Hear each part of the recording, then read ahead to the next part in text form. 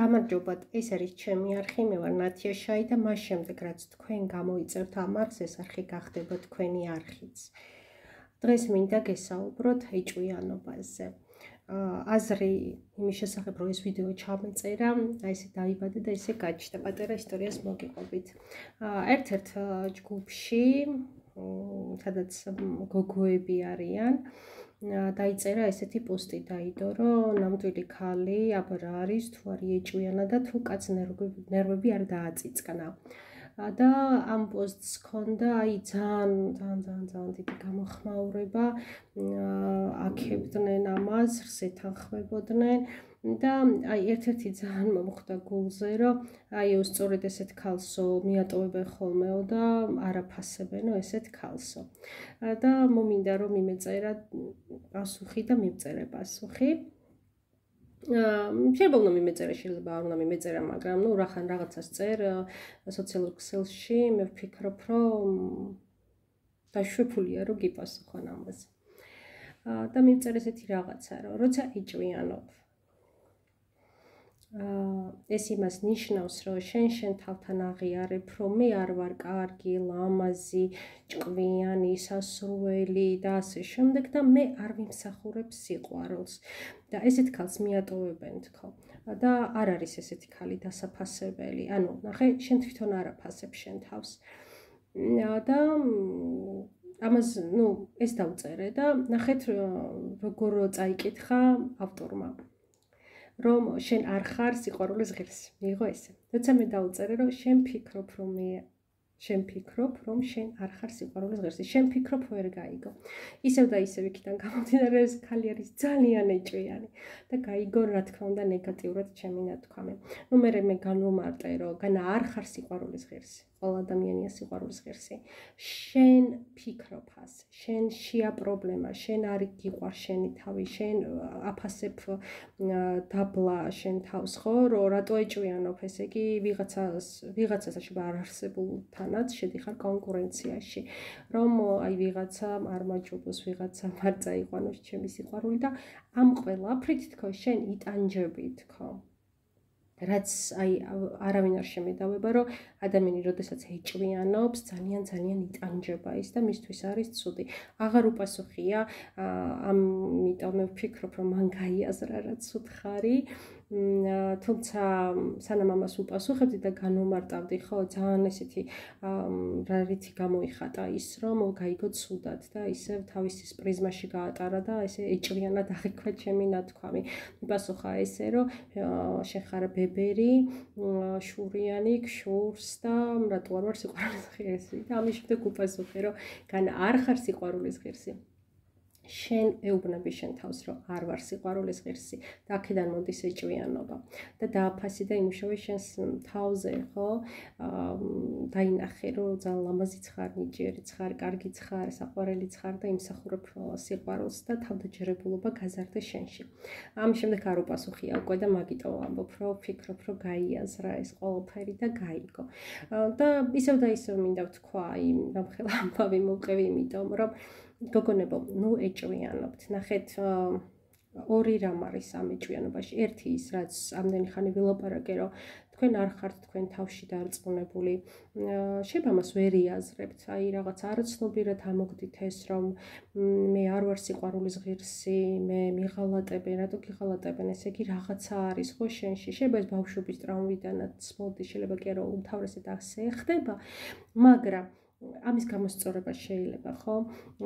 ყოველთვის გახსოვდეთ, რომ თქვენ ხართ ინდივიდი, ძალიან საინტერესო და იმუშავეთ იმაზე, რომ გახდეთ ძალიან საინტერესო და ყველა ადამიანს აქვს თავისი ხიბლი, თავისი გამორჩეული რაღაც რითინაც მოიხიბლება ვიღაც და არ გაცვლის არაფერში.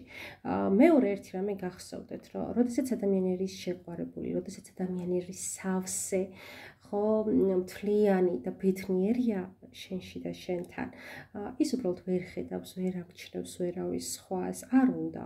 სავსე, აი ძალიან მარტივი, რაც შეგიძლიათ ეს შეამოწმოთ და დატესტოთ, აი ძალიან ბევრი მიირთვით, აი ძალიან რასაც ქვია ნაყროვანება, აი არ ვიცი, ცუდად იგრძელით თავი იმდენად მიირთვით და მე რაც ძალიან გიყვართ არა ვიცი, გამოიწერეთ, გამოიძახეთ, გქონდეთ მაცივარში და გამოიღეთ, არ ვიცი რაც გინდათ და თქვენ ნახეთ რა მოგივიდებათ. აი საერთოდ არ მოგინდებათ პირიქით, განეზიდებით ამას. ესია ჩემო კარგო ურთიერთობებიც, როცა ადამიანი არის სრულიად სავსე, სრულიად კმაყოფილი, ხომ იმას პროთ აღარ აინტერესებს, სხვა აღარ უნდა, სავსეა, კარგად არის.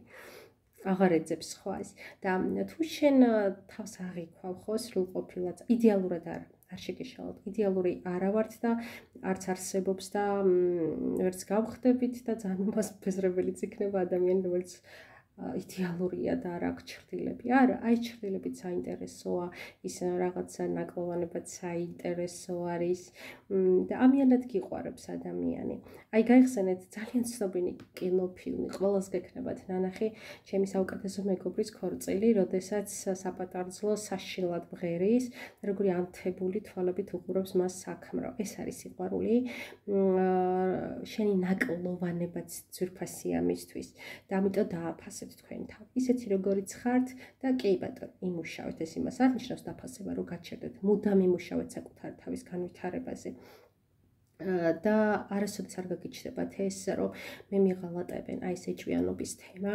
რატო? იმიტომ რომ როდესაც შენ ხარ შენ თავში დარწმუნებული, როდესაც შენ გიყვარ შენი თავი, ამას ასხივებ, ამას გრძნობს, აი ესე უჩინარი, როგორც მაგალითად ინტერნეტს ვერავინ ვერ ხედავთ, ხო? ხელს ვერ მოკიდებ, ვერ შეიგრძნობ, სუნი არ აქვს, მაგრამ ყველა უგრძნობთ ინტერნეტის ძალას და მოქმედებს ეს ჩვენზე, ხო? აი ესე მოქმედებს მამაკაცებზე, ქალებო თქვენი თავდაჯერებულობა.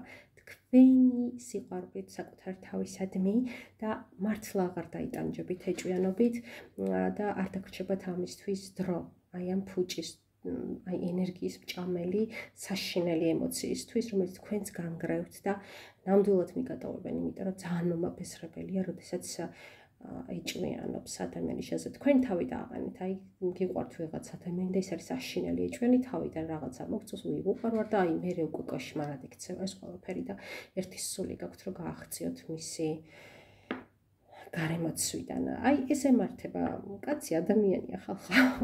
ნუყუროთ რაღაცა ისეთ განსხვავებულ რაღაცად. კი, აქვს გრძნობები, აქვს სურვილები, იღლება, წინს უხარია. გაიაზრეთ ეს.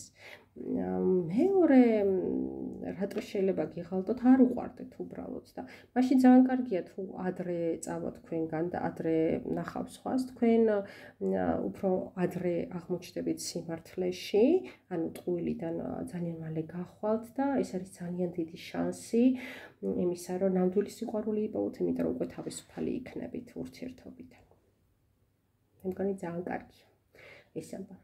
Ну, იმაზე აღარაფერს არ ვამბობ, რომ ხალხმა ნერვები უნდა უშალოს, სიცოცხლე გაუმწაროს, ტვინი გაუბურღოს და ეს ძალიან მაგარია, არ ვიცი, ამაზე კომენტარის გაკეთებაც არ მინდა.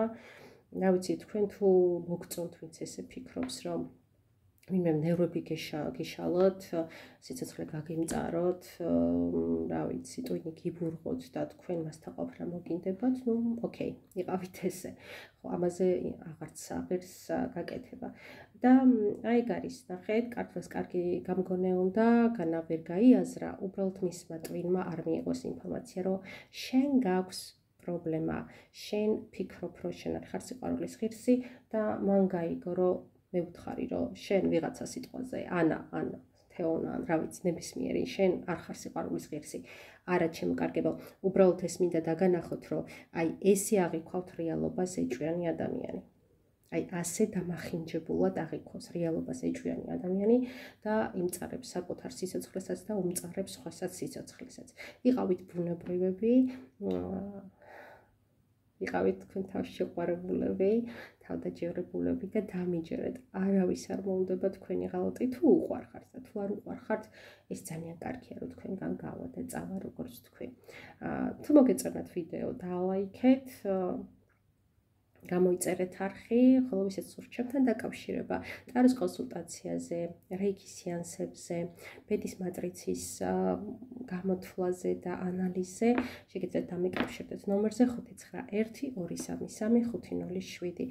ასევე ვიტყვი, რომ ძალიან მალე ვიწყებ კურს ბედის მატრიცის შესწავლას და ეს ძალიან კარგი შანსი იქნება თქვენთვის, რომ შეისწავლოთ ძალიან ბევრ რამეში დაგეხმარებათ პირველ რიგში თქვენი თავის გაანალიზებაში ბოლომდე გაიგებთ ვინ ხართ ბოლომდე გაიგებთ პრობლემა საიდან მოდის რატო ხართ ჩიხებში რატო არ გამოგდით რაღაცები და რატო არ გიმართლებთ რაღაცებში აბსოლუტურად ყველა პრობლემის გასაღები გექნებათ თქვენ ხელში და ყველაფერს გამოასწორებთ ჯანმრთელობიდან დაწყებული არ ვიცი ფული სიყვარული კარიერა ყველაფერს რასაც მოინდომებთ ურთიერთობები ასევე გარდა ირონული ზრდისა და განვითარებისა შეგიძლიათ გამოიყენოთ როგორც პროფესია და ეს თქვენთვის დამატებითი შემოსავალი იქნება. გისურვებთ წარმატება ეს მე ძალიან მიყვარხართ, ყოველანი სიყვარულის ღირსი ხართ და გააგდეთ თქვენთან. აი ეს არის თქვენს თავზე მუშაობა. გამდევნით თქვენგან იჭვიანობის დემონი.